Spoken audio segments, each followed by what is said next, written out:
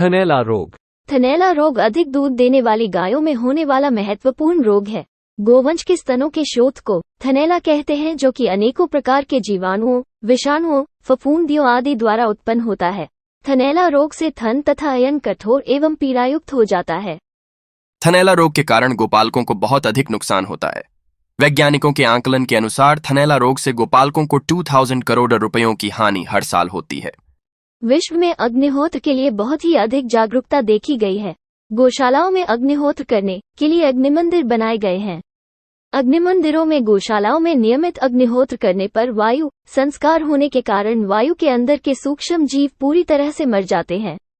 वायु पूरी तरह से पवित्र हो जाती है। पवित्र वायु के कारण ही गोवंश के अंदर की रोग प्रतिरोधक क्षमता असाधारण रूप से बढ़ाई जाती है। गौशालाओं में अग्निहोत्र की भस्म से जल संस्कार करने के कारण जल पूरी तरह से पवित्र रहता है। गौशालाओं में अग्निहोत्र कृषि से भूमि संस्कार, बीज संस्कार तथा वनस्पति संस्कार कर उत्पन्न ही गोवंश को नियमित चारा एवं दाना दिया जाता है। अग्निहोत्र कृषि के लिए 1979 में सबसे पहले अमेरिका ने प्रयत्न किया है। अमेरिका में अग्निहोत्र कृषि के प्रयत्न के कारण विश्व में जागृति उत्पन्न हुई है। भारत में अग्निहोत्र कृषि से गौशाला के गोवंश को हरा चारा देने की प्राचीन परंपरा है। गौशालाओं में प्रतिदिन अग्निहोत्र करने के कारण गोवंश बीमार नहीं पड़ते हैं।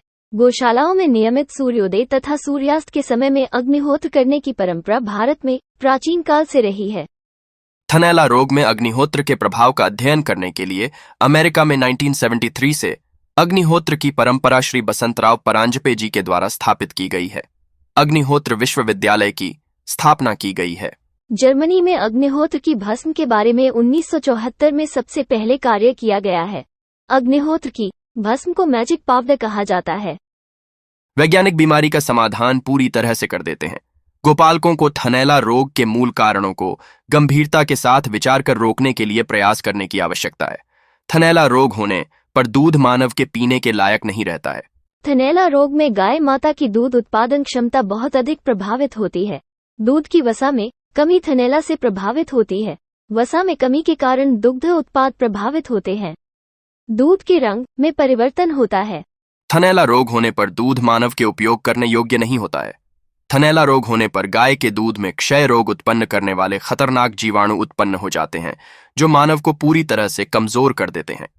थनैला रोग होने पर गाय माता के दूध को अच्छी तरह से नहीं उबालने पर बहुत बड़ा खतरा उत्पन्न होता है। वर्तमान में विश्व में भारत एक ब्यात में गाय माता के दूध उत्पादन में थनैला के रोग के कारण ही बहुत ही पीछे है। गोपालकों के द्वारा सावधानी रखने पर भारत एक ब्यात में विश्व में सबसे अधिक दूध निकालने का कीर्तिमान बना सकता है। थनैला रोग के कारण दूध में वसा की मात्रा कम हो जाती है। थनैला रोग वर्ण संकर जानवरों में बहुत ही अधिक होता है, क्योंकि उनकी रोग प्रतिरोधक क्षमता बहुत ही कम होती है। भारतीय गोवंश गिर, साहीवाल आदि में भी यह बीमारी अधिक दूध देने पर होती है। इसके उपचार पर गोपालकों के द्वारा बहुत अधिक खर्च किया जाता है। थनैला रोग होने पर 1, 2 या चारों थनों में दुग्ध ग्रंथि में खराबी आने के कारण हमेशा के लिए दूध निकलना बंद हो जाता है। थनैला रोग की रोकथाम के लिए उसकी उत्पत्ति के कारणों को गोपालकों के द्वारा पूरी तरह से वैज्ञानिक स्तर पर समझना बहुत ही अधिक आवश्यक है। पूर्ण पुस्तक सहदेव संहिता प्राप्त करने के लिए 7990540893 से संपर्क करें।